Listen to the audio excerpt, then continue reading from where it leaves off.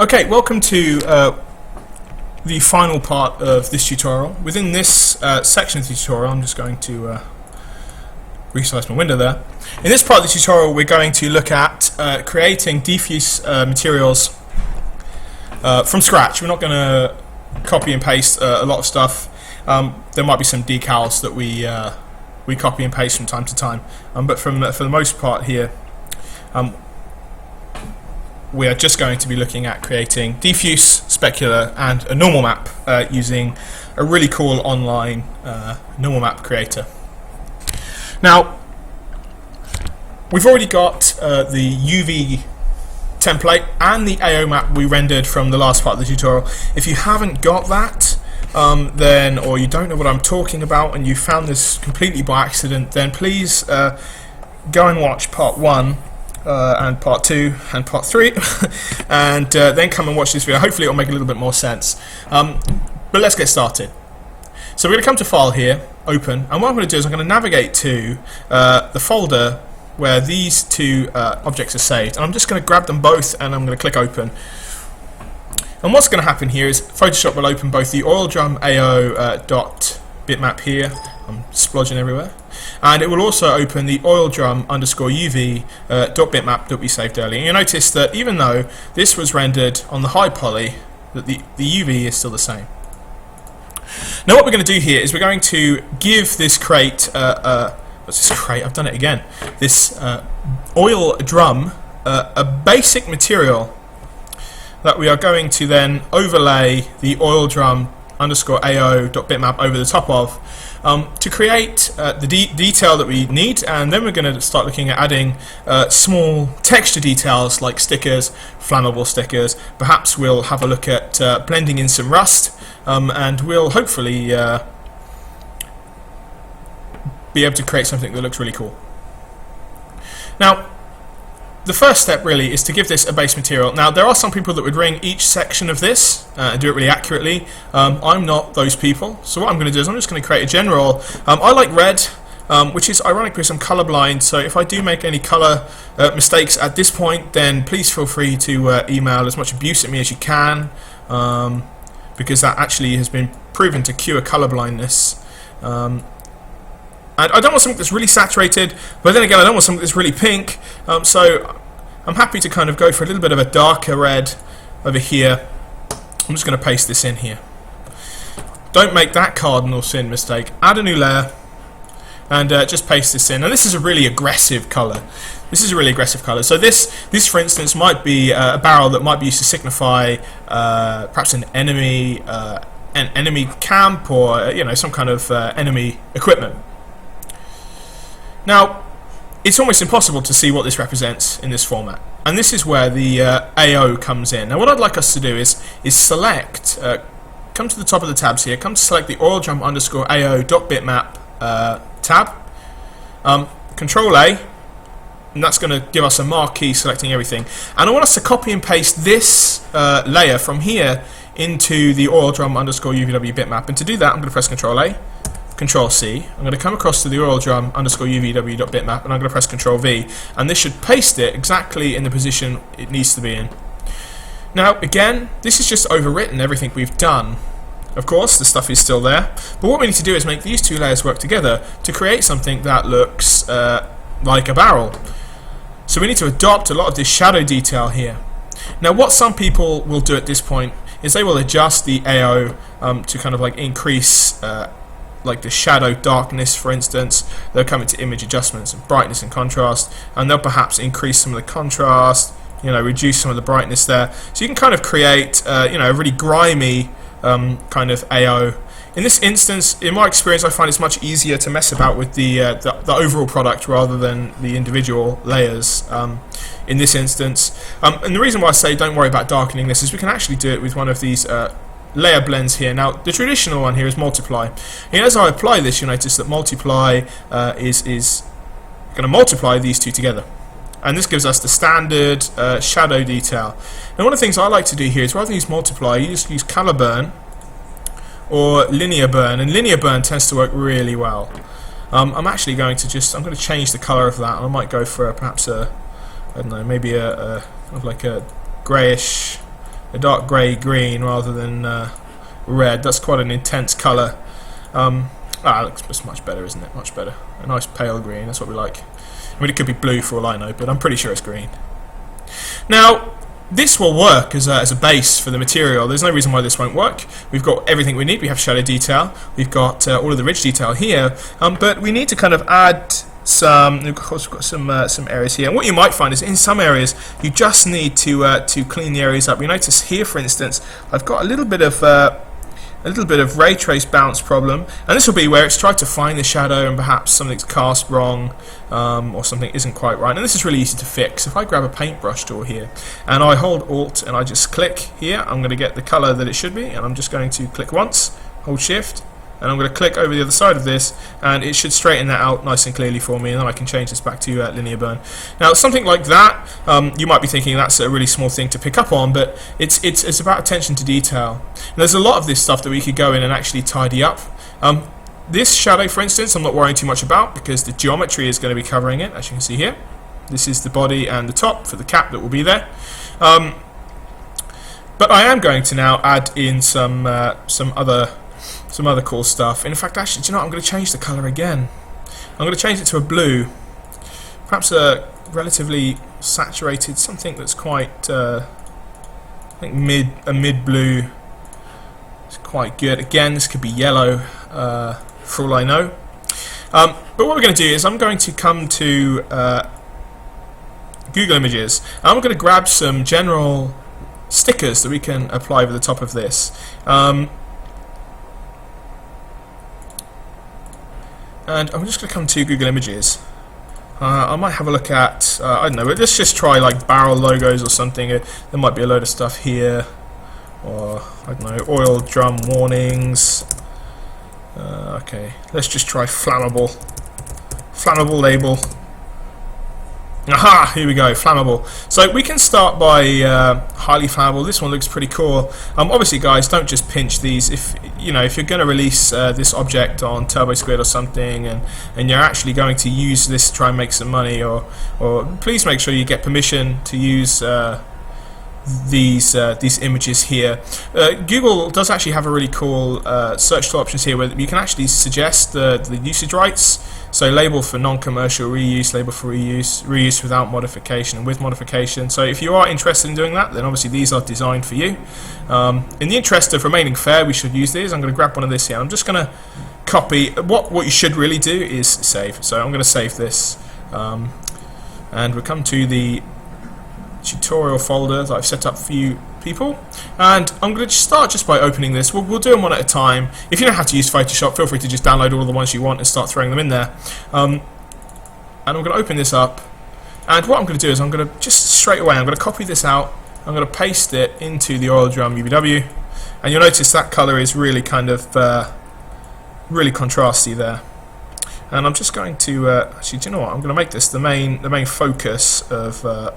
In fact, yeah, I'm not even going to edit it that much. I'm just going to scale this down a little bit. I'm going to make this the main focus of my barrel here, because I quite like that, and I quite like the fact that it's relatively contrasting as well, and that means that it's going to stand out quite nicely. We can, of course, remove some of the brightness here. We can have a play around with some of the options. So for example, color burn is really nice because color burn will take any of the materials and it will literally just contrast them between the layers.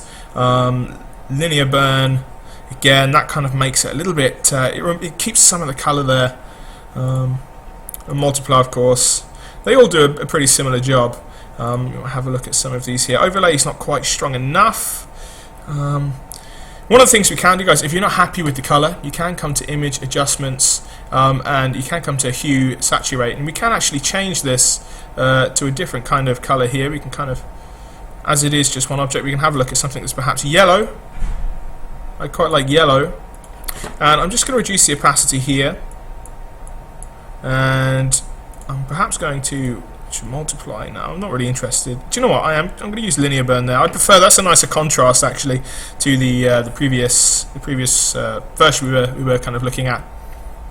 And I'm just going to nudge this down so the flammable liquid is actually on the flat section there, because it's going to be nice and easy to read. Now, there are people out there that might want to make this look a little bit worn, and in which case what we can do is we can actually add in a layer mask. And to do that, we're going to click on the layer, and we're going to select the button that's just navigate in between the FX and the new fill adjustments layer, and we can add a layer mask, and within this we can actually add some black and white fibers. And what this will do is it will act as almost like a transparency map, I guess. Probably not the best way of describing it, but if I increase the strength here, basically everything that is black is going to take away from that picture, so I don't want it to be too strong. Something like this looks good, and I'll click OK, and you'll notice that it actually takes parts of this away. We can also use the same thing. We can do clouds, for instance, and that will kind of remove parts of the object based on the cloud coverage. We can also blur, mass blur, Gaussian blur, that particular layer to create something that maybe is a little bit less uniform. What you tend to find is that these things work best when they're not necessarily hidden, or using layer blending. You might just want to reduce some of the opacity like this, but I mean this is purely up to you. To be honest, I mean one of the things that I've kind of found is that Photoshop is not necessarily about watching tutorials. There are some technique you can get from watching tutorials that you probably not be able to generate on your own, but actually for the most part it's just about playing around with settings that you enjoy and trying to create things that you're really proud of. And actually that's probably the best advice anyone gave me, is that it's about creating stuff that you're happy with. Certainly all the time no one's paying you for doing it and you're just learning. You know, there is no real point behind, there's no real reason to worry too much about it. If you are happy with it, then everyone else will be happy with it, hopefully, providing it's not terrible, which it won't be. Now I've decided I'm going to reposition this because I'm a really indecisive git. Position is here. I couldn't really get the composition right, might be because I'm blind, but I'm happy with this. I'm going to find some other things. I've already actually downloaded these. I'm going to just blend that in because I think that it works better in this manner. And I'm going to grab, should I say, steal, selfishly, the which folder is it in? I think it's Group B. I think no, it wasn't. It's Group C. Always the last. That's crate barrel. Where is it? There it is. Group C barrel. I'm going to grab the. I've already done this one, so I'm going to grab the Rebellion logo here from Star Wars, just to celebrate the new movie, and I'm going to paste this again into this particular folder. You notice it's huge, in which case just hold Alt wheel mouse out, and we can just hold Alt and Shift here. We can scroll or scale this in, and we can make this kind of like the focal point of the barrel, if you will. And kind of the same thing applies actually, so we can reduce some of the opacity here to make it look a little bit more embedded, if you will. I'm just going to create another version of this over here. It kind of looks like the Turkish kind of symbol. I don't know if there's any. Oh, hang on, I don't want to delete that. I just want to move this over here, like so. So I think you get the point. I think you get the point of this. Now, we haven't really added any rust. I don't really want to add any rust. I'm quite happy with this as it is. I promise we will do a tutorial in the future where we add rust and we kind of we blend stuff together. What I'm going to do now is we're going to focus on creating a specular map and a normal map that will complement this diffuse in 3ds Max. And to do this, we've got to play move the layer, if you will. Now, this is kind of going to be a sticker, if you will, but I don't really want it to kind of pop out. So what I'm going to do is I'm actually going to use the oil drum AO to generate a normal map. Now, there's a really cool website. If you can come to a browser, any browser will do. I don't think there's any compatibility issues. But if we change, if we come to the omnibar here and we type normal map online, what we can do here, first link there, is we can actually add in the AO map here to create a normal map. And this site is actually really useful. I use it all the time. Christian Petri, you're a god. I've never met you, I've no idea who you are, but it's very useful. And I'll come to select image, And I'm going to navigate to the folder where we saved the AO, and I'm going to input this in. And for those of you that are used to using like Crazy Bump or something, you'll find that the preview on here isn't necessarily as accurate as on XNormal or Crazy Bump. And one of the limitations of this piece of software, of course, is it can only export in PNG and JPEG. So it doesn't really matter which one that is. We're going to resave them as bitmap anyway. So I'm going to call this one oil drum _ NRM, and that's just my little naming convention for normal.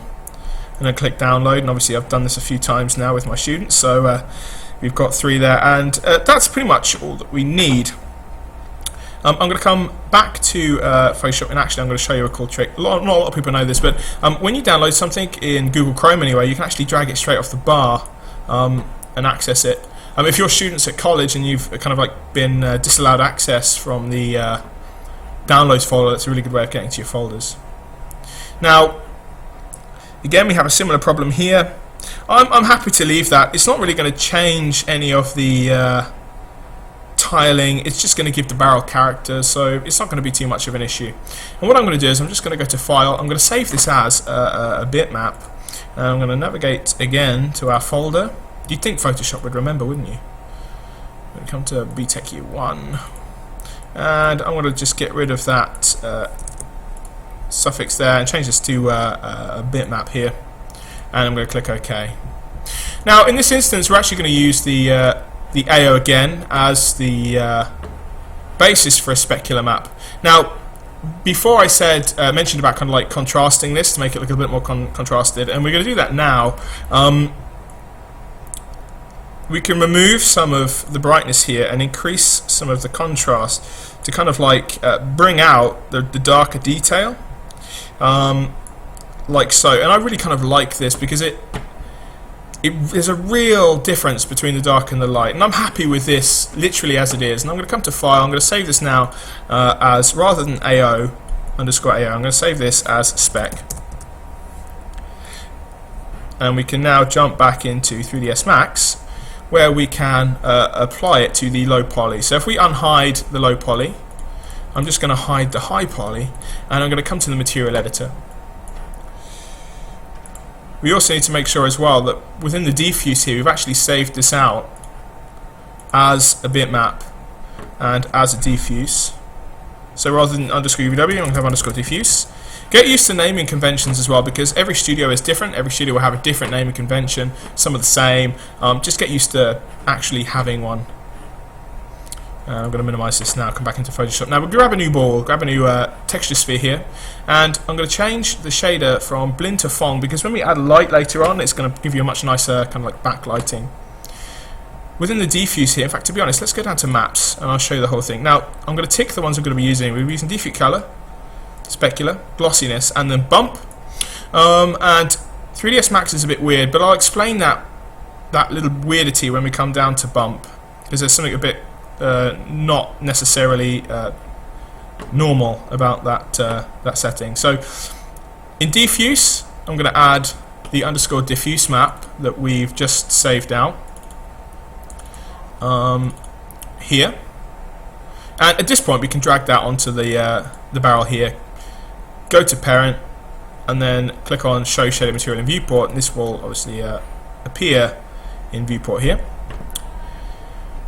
Within Specular, I'm going to open this up, bitmap again, navigate to the _spec. You notice it's a little bit darker than the AO. We don't want it to be too shiny, but that dark detail really comes through, and that's what we're looking for.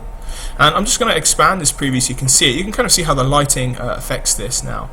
I'm going to go to Parent again, and this time I'm just going to drag that spec down into glossiness, and you'll see how that changes again. Okay, it's much more focused now, with less emphasis on the internal sections here. Now, the last thing we need to work on is bump, and unlike Maya, Modo, pretty much every other 3D modeling piece of software, we actually have to add in a special map type to enable us to use a normal map. And if we click on None, we have to add in a normal bump map, and this will give us 2 sub-objects or 2 sub-options. First one's normal, and in here we're actually going to place the normal map, which is _NRM here. And you notice as I do that, you kind of see the lighting shifts, because a lot of people get this wrong. And a normal map actually changes the way that light reacts to an object. A lot of people think that it actually physically deforms the object. It doesn't. It just changes the way that a light reacts to the object. Because a normal is, of course, in science, the angle of which light bounces off a surface. And if nothing is in the way, it should bounce off at the same degree that it came in at. So it came in at 45 degrees, it should bounce off at 45 degrees. And what normal maps do is actually distorts the light to create the illusion of shadows. Now this is where the additional bump comes in. Now the additional bump, we can do two things here. We can add in the AO. I'm going to add in the specular, just because there's a greater contrast between the light and the dark. And this just, as you'll see, just gives us a little bit more, can you kind of see it? Just focuses the normal map a little bit. We're now done with this. If you haven't, just drag this onto the barrel here, close these off. Now, we have this excellent little barrel now, it looks great. I'm really happy with it. But there's no lighting detail. We've got ambient lighting, but we've got a lovely specular map on here. So let's light this. Now, all we need to do is come to the Create tab, grab a light, and what we want is an Omni light. In this instance, I'm just going to grab and put it some kind of diagonally in front of this particular crate, or sorry, oil drum. And I'm going to lift it up. Now you notice that there is lighting, and it does react, but it's not particularly great. And this is because 3ds Max is trying to save your computer from working too hard.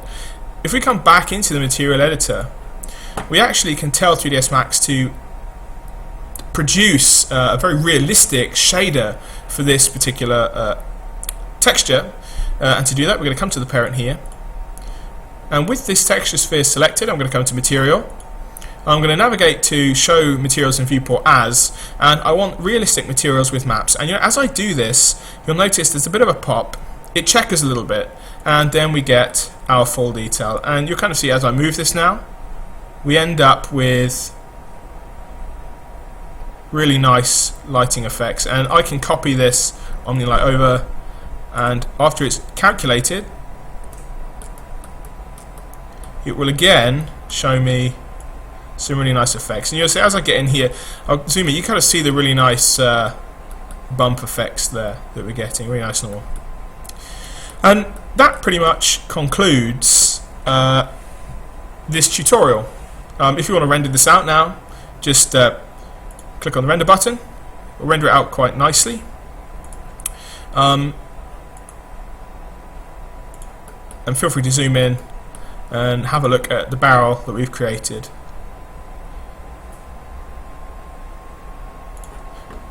And that's pretty much it. So thank you very much for listening, and I will see you next time when we model a hacking terminal from Fallout 3.